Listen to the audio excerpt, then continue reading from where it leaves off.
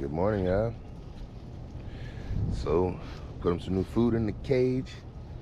We got the ducks eating some snacks. We're gonna change out their water because their water is still, but you see how it got ice chunks in it? But it's still good. They can still get to it. Oh, but let's check their eggs first. Oh yeah, there we go. They starting to use the inside of it. I got another egg in here. There's one. They're gonna be able to hide the eggs in here good, and I'm not gonna be able to get to them. I can already tell. Yep. But we got one egg in here so far. I'm gonna have to do something where I can get to the eggs a little easier than this. But so far so good, it's working. And they seem like they're pretty happy. So looks like it's working out pretty good. Let me get them some water and we'll get on our walk. All right, babies, y'all chill. Yep, we gotta make this a little higher. Oh yeah. But it ain't too bad. I can get in and out, no problems. So let me get them some water and we'll get out on this walk. I'm gonna be putting that in today, guaranteed. All right, y'all, stick with me. All right, so I got them squared away. I had a little problem over here where my cage was coming loose, so I went ahead and put some wire ties on it before we get out on this walk. But the ducks are doing good. They got their food, they got some fresh water, and it seems like they're enjoying the inside of this cage. I got a little work still to do on it, get a cover on it. Hey, today I think I'll be letting them out for a little bit once I get back. Let them run free for a little, see what they decide they want to do. Hey, but let's get out here on this walk.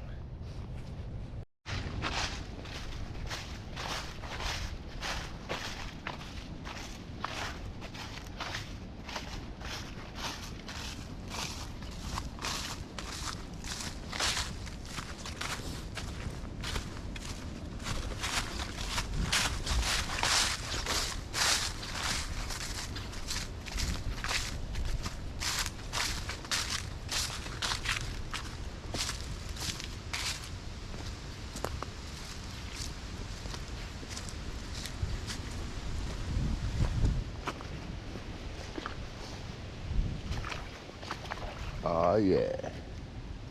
Hey, good morning, y'all. Good morning, Shaw. Another beautiful morning. A little windy out this morning, but that's about it. It don't feel too cold. And the water ain't running too loud today. Hey, it's gonna be a beautiful morning. Yeah, I done got some things done. Hey, I slept in this morning a little bit. Yep, it felt good too. Normally, it seems like my body wake up at the same time every day. But this morning, you know, and I'm fine with that. Because today, I ain't got really much going on. I'm gonna do a little yard work probably. Gotta run a couple errands first thing in the morning. Like that's what I always do on my Saturdays.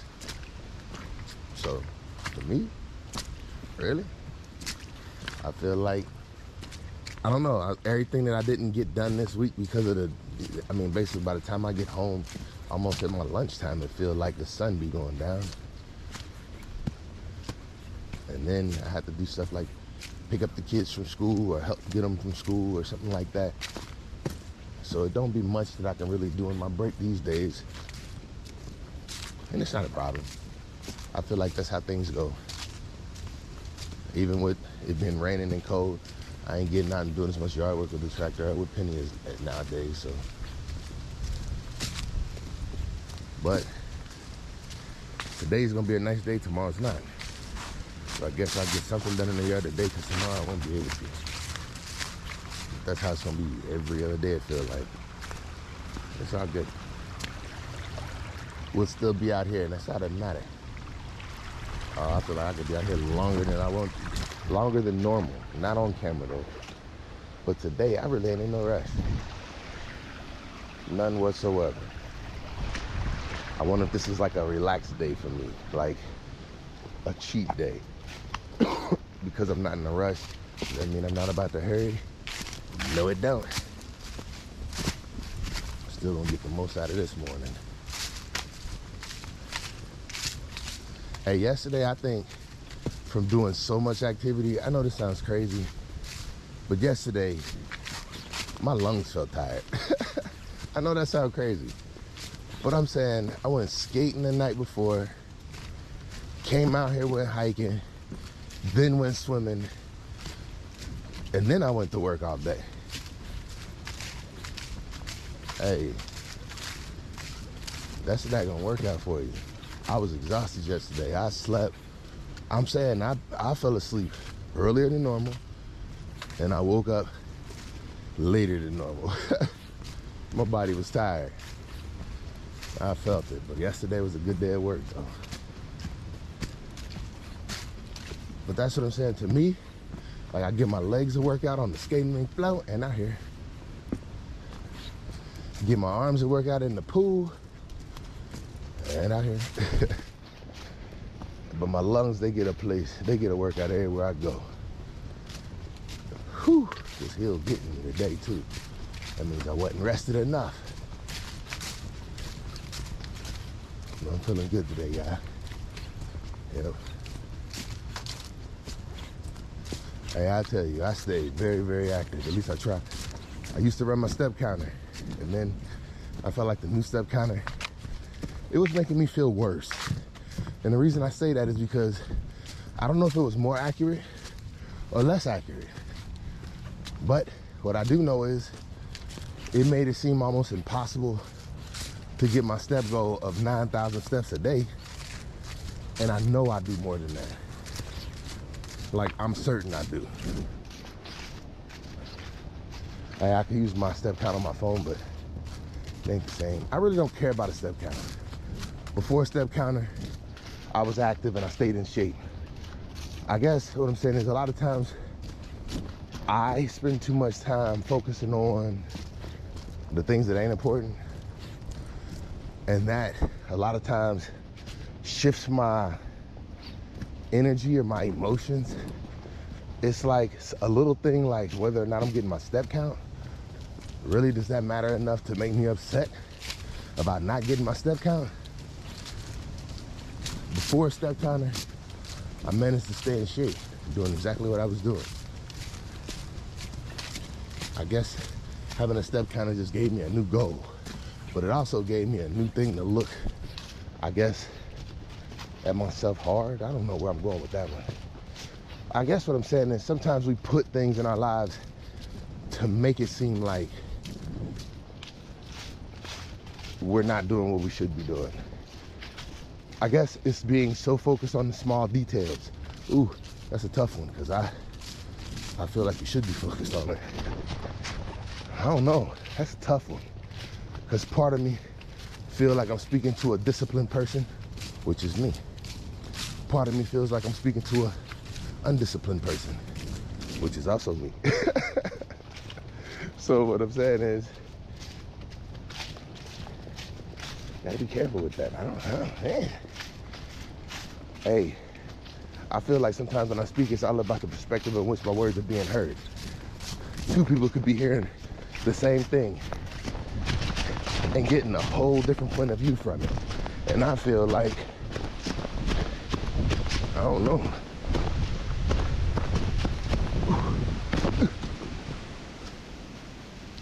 That's why I feel like I try to be careful of the words that I speak.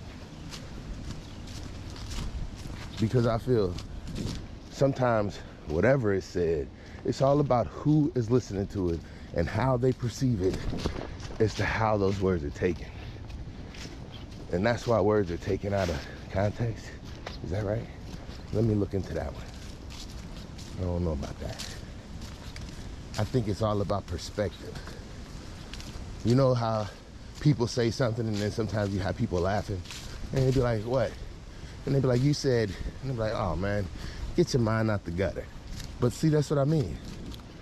If they hear something that triggers them to a funny part, that's what they hear. And you can't help that. That's how conversation go. But when you get perfect conversation, hey, everybody understanding everything that's being said on the same page. Ooh, that's a Rottweiler, a pit bull. Hey, buddy. Oh no, but it's two of them. Hey, I almost ran him down. Scared the mess out of me. How you doing, buddy? How you doing? They're okay. They're okay. Yeah, I'm good. They're okay. They're okay. Hey, I tell you. Whew. And see, to me, if you stand there and engage with them, they'll keep on barking at you. If you keep on moving, they know you're not a threat. Now, those two did not know what to do with a threat, but hey, at least they alarmed him, right? What I'm saying is, hey, I don't know if I felt threatened or not with them two. I felt like I was good and capable to do what I needed to do. They didn't seem, I could tell right off the bat, when he took off running from me, he wasn't interested. But then his buddy came running towards me, but I realized he wasn't interested. He was just using the only path that he knew how to get back to where he was supposed to be. Basically, he wandered too far off. Then he realized I wasn't a bear, and he was like, okay, I think we can bark at him a little bit. Hey, I don't know. The black one is actually the one that kind of like triggered emotion in me, because he startled me when he took off running.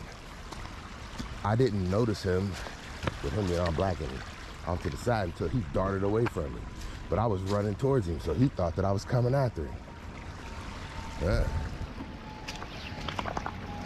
I guess.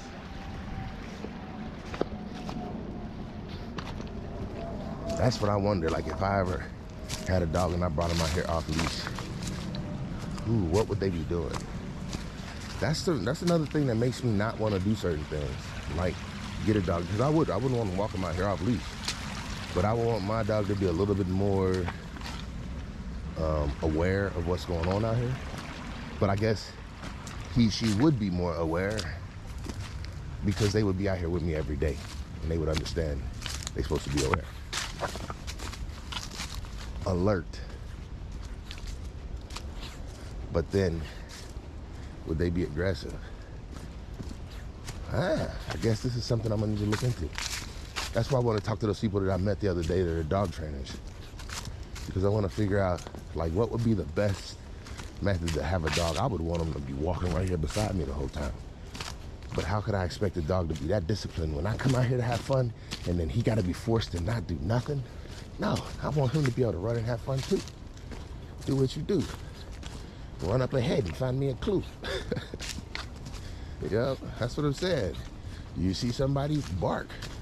I guess what I feel like it would be if I had a dog out here, it would be increasing my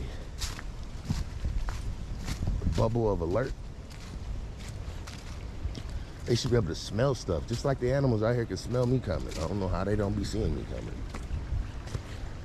But they can smell me in the air. I know they can. They just wait till the last minute to see if I'm gonna see them. You know? I feel like if I had a dog, all those animals, if they didn't get cool with my dog, they would be running long before I ever got there. I don't know if that's a good thing or a bad thing. But if there was a person lurking in the woods, oh my goodness, I would love for my dog to run and just be like, what you barking at? And they're like, hey, what were you doing creeping down behind that log? Oh, I was just watching your video. Welcome. My dog being found everybody hiding out here in the woods trying to peep on my video. I can't wait. I'm gonna get a dog. I just want to wait until, I don't know, maybe better place financially. You already see what I'm going through with these ducks. I can only imagine getting a dog. It's gonna be 10 times worse because I'm gonna want every toy to go out and play with it. Yep. We'd be trying out leashes. Which one's the best fit? Yeah. No dog, not yet, not gonna get. Nope. But y'all gonna know when it's gonna happen. To me, a dog is like adding a child to the family that you never plan on growing up. After hearing how many of my clients, one of my neighbors just lost a dog, hey, they dealing with it hard. Well, when I mean hard, I mean like they're down about it. it was like they lost a family member. They had the child 15 years. And they lost it. I'm like, are you gonna get another one? They're like, I don't know, that was too much, too hard on us. And then I got a client, ooh, I gotta tell you double time about him. I apologize. But one thing, I be telling people, I be out here in the woods all the time. My client, he had to cancel with me. You know, I'm talking about him twice because he just lost a dog too. He had a boxer. And the way he's talking about it, like he had his 8 years and his dog was his best friend. It seemed like, because he was sitting in the chair torn up about it when he was telling me about it. And I'm sitting here thinking like, man, they taking this hard. But I guess if I had somebody out here walking with me every day, and then one day I didn't, I guess I would take that hard too. Especially if we're talking about 8 to 15 years. And I'm sitting here thinking like, hey, are you planning on getting another one? But see, I've never had a dog like, I don't know, people, when I grew up, there were no pets in the house. None. And now I meet people who I'm like, but I understand it because I can see how a dog, like, man's best friend. Yeah. What I'm saying is, I can see the importance. I had a dog, but his name was Trouble. He was no trouble at all. Man, what am I talking about? I told you I was gonna tell you about my client. He went out in the woods because he got some people dumping yard waste in his yard, but they think it don't belong. Like, it's funny. I got a client that's going through, I ain't going through that.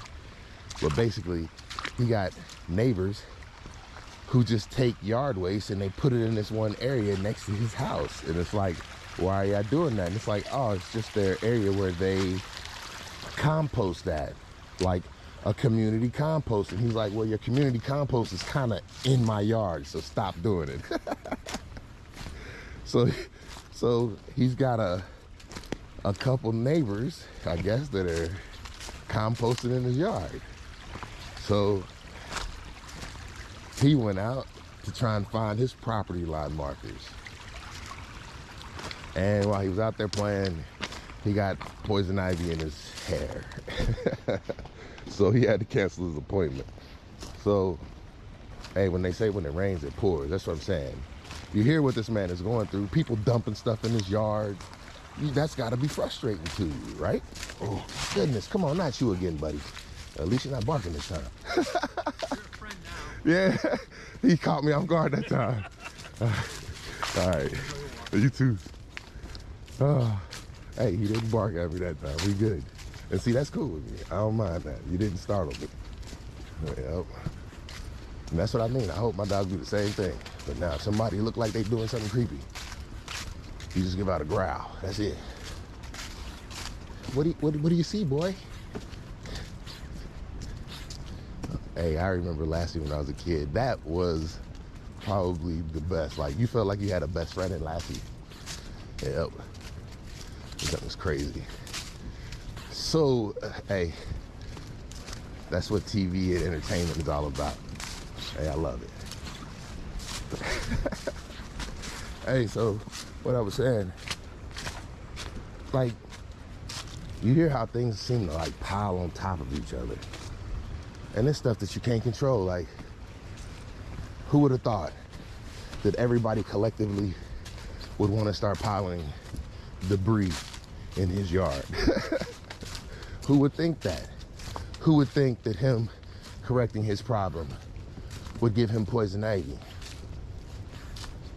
And then it just in his hairline and in his neckline. So he missed his haircut. What I'm saying is that's compounding because look, all the way down to a haircut. And that's just the frustrations that a lot of times we don't sit there and look at it. But things do go together just like that. And the whole point of me talking about him in the first place was the man lost his dog as well. So there you go. That's a country song right there if I ever heard one. Hey, I ain't trying to laugh. What I'm trying to say is it do be just like that though. And it seems like sometimes when things seem like they bad, it's like, eh. And that probably don't seem all that bad, but that is a bad string of events, don't you think? I would be very frustrated with the first one. and doing everything in my power, just like him, to have them. I mean, it's just little lawn waste, like leaves and twigs and stuff. It ain't like they dumping logs and stuff there, he says, but he's like, no, stop. And I guess people are not listening, so he's getting more and more frustrated. So what I'm saying is, I don't understand how people, like, you should not have to put a sign in your yard. It's not your yard to dump in. Why would you be dumping there, period? It's a neighborhood composting area. No, it's not. It's called public property or his property. One of the two. Either way, it don't belong to you. You can't just go dumping stuff there. Man, I tell you. Well, now my brother got daggone poison ivy. And then we get to talking about that. I ain't had poison ivy, but I think it's just because I always wash it right off. But as soon as I get in the house, before you stop sweating, do not let poison ivy dry on your skin. Get it off of you as soon as you come in contact with it, or before you stop sweating. One of the two. You need to get to some water source and some type of soap, but remove the oil from your skin, and you will not get poison ivy, or at least, well, I don't know. I can't say at least not get it bad, because since I never had it, I don't know what that feels like. And I ain't trying to catch it, but I'm sitting here. I cut it with a weed eater with a short sleeve shirt on, and I don't say I never itched, but I don't never feel like I had poison ivy before. I feel like I got a piece of it in my eye before, and that made me rub my eye a whole lot. But who knows? Hey, yesterday, guys, see how conversations roll. I got a new client yesterday, first time. Great young man, knows a lot about cars, whole lot about cars. He was teaching me so much about cars, it was crazy. But cutting this young man's hair, first time ever that this has happened, and it hurt so bad. I'm flicking his hair is wet. I'm using clipper over comb. I flick up and I hear the clipper kind of like, I don't know. It was like it got caught up on something. You heard something catch in the hair, like click. And then I felt a hair hit me in the eye at the exact same time. It was the worst feeling. It felt like I got shot in the eye by a hair. Hey, that junk hurt. My eye still hurt this morning from getting hit with that hair in the eye yesterday. Hey, I've never had that happen before, ever in all the years that I've cut. Not once. But I felt when the hair came from the clipper, because that was that little stopping. His hair was wet and it was clipper over comb, so it was like a patch of hairs got hit at the same time. And my clippers ain't stopping. They would have cut they cut right through it. But I'm just saying, I felt the force, and that junk hit me in my eye. And it was a little one. It wasn't like a big hair. Man, it might feel like that boy might still be in my eye. That junk hurt. I'm gonna have to start wearing safety glasses for cutting hair. Never have I had a hair hit me like that before. I was a little offended, like, hey, I might not be able to finish this cut. My eye was watering. Hey, the cut came out amazing. Never have I had that happen before. Hey, you know it hurt, because this conversation walked right into that one. Man, hey, yeah, cutting hair is dangerous. And that's what, I'm gonna be honest, that's why I wear gloves while I cut. Yeah. No, one, it makes me feel better. You don't have a skin-to-skin interaction. It feels great. Two, man, hair splinters. That's the number one reason why I wear gloves. Hair splinters. Nothing feels worse than it. A hair splinter feels like a splinter from a piece of metal. Like if you ever messed around with the braided wire or something like that and got a splinter from a piece of, that's what a hair splinter feel like to me. And so gloves are the simplest way not to get hair splinters. If you ain't never heard of a hair splinter, don't worry about it. But if you're a barber, I guarantee you had at least one hair splinter. Hey, put on some gloves, that'll solve that. I hate that. That is more annoying. Hey, it's no getting hit in the eye with a hair. That took the cake yesterday. That took hurt. I ain't happy about that. That's got me thinking, like I might need to wear my safety glasses cause that junk. Look, I had a little kid in my chair, and hey, that junk was painful. Hey, let me stop. It wasn't that bad. I think he got shot in the eye or something. Nope. Hey, I'm out here tripping yet again. Another great morning walk, though. I don't know what I was talking about. Really wasn't thinking, just walking around. Them two dogs. They caught me off guard. And the second time, I'm just glad he wasn't barking, but still, when you ain't expecting stuff like that, get your heart pumping a little bit. Hey, I'm about to get up off of here. That's some things I gotta do. Hey, much respect, much love. Hey, this your boy, and I'm out.